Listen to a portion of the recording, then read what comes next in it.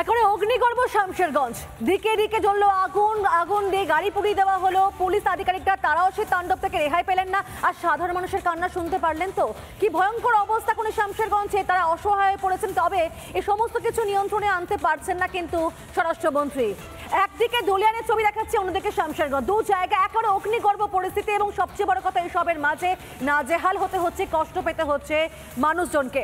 আর এই মুহূর্তে ধুলিয়ানের ছবিটা আমরা জানবো, ভাস্কর রয়েছেন আমাদের সঙ্গে সরাসরি ধুলিয়ান থেকে।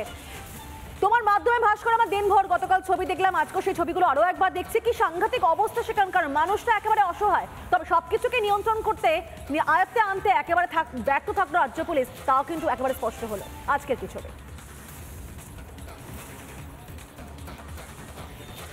একদমই প্রিয়, দেখো তুমি যেমনটা বলছিলে যে রাজ্য পুলিশ, রাজ্যের প্রশাসন তারা পরিস্থিতি নিয়ন্ত্রণে রাখতে ব্যর্থ হয়েছে। সেই কারণেই পরবর্তী ক্ষেত্রে বিএসএফ জওয়ানদেরকে নামাতে বাধ্য হয়, যাতে আইন শৃঙ্খলার পরিস্থিতি একেবারে হাতের বাইরে বেরিয়ে না যায়। একাধিক মানুষ তারা আক্রান্ত, তারা রিপাবলিক বাংলার ক্যামেরায় গতকাল চোখের জল আর ধরে রাখতে পারেনি। তারা বলছেন লুটপাট চালানো হয়েছে, তাদেরকে লক্ষ্য করে গুলি চালানো হয়েছে, বোমা ছোড়া হয়েছে, এমনকি তাদের ভাত খাবার যে থালা, সেই থালা বাটিগুলো কেড়ে নিয়ে এসে বাইরে ফেলে জ্বালিয়ে দেওয়ার চেষ্টা করা হয়েছে। যে ছবিটা আমরা অত্যন্ত ঝুঁকি নিয়ে একদম গ্রাউন্ড জিরো থেকে একমাত্র সংবাদ মাধ্যম হিসেবে রিপাবলিক বাংলায় তুলে ধরেছি, যে কোথাও অ্যাম্বুলেন্স জ্বালিয়ে দেওয়া হয়েছে জাতীয় সড়কের উপরে, কোথাও একাধিক দোকান বাড়ি ভাঙচুর করা হয়েছে। যারা শামশেরগঞ্জের বাসিন্দারা তারা বলছিলেন গুলি চালানো হয়েছে, বোমা ছোড়া হয়েছে তাদেরকে লক্ষ্য করে, গোটা ঘর বাড়ি দোকানপাট সমস্ত ভেঙে তছনছ করে দেওয়া হয়েছে। তারা আতঙ্কে, তারা বুঝতে পারছেন না যে এরপরে তাদের ওপর আবারও আক্রমণ হলে তাদের প্রাণ রক্ষাটা কিভাবে হবে। এমনকি মুর্শিদাবাদের নিমতিতার কাছে একটি যে লেভেল ক্রসিং গেট, সেই লেভেল ক্রসিং গেটের যে অফিস, সেই অফিসে পাথর ছুঁড়ে ভেঙে দেওয়া হয়েছে গোটা অফিস, গোটা সিস্টেম, গোটা যন্ত্রপাতি।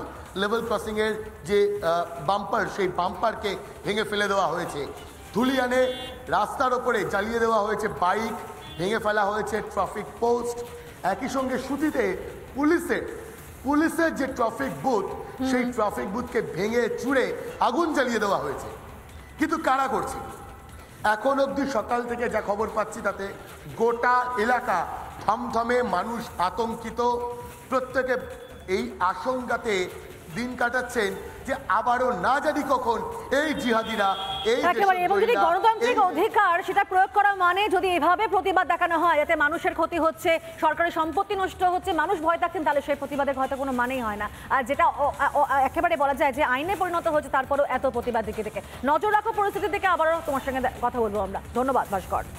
নানা ধরনের কন্টেন্ট দেখার জন্য লাইক করুন, শেয়ার করুন আমাদের ফেসবুক পেজ, সাবস্ক্রাইব করুন আমাদের ইউটিউব চ্যানেল। পাশাপাশি অন্যান্য ব্রেকিং নিউজের জন্য অবশ্যই চোখ রাখুন রিপাবলিক বাংলায়।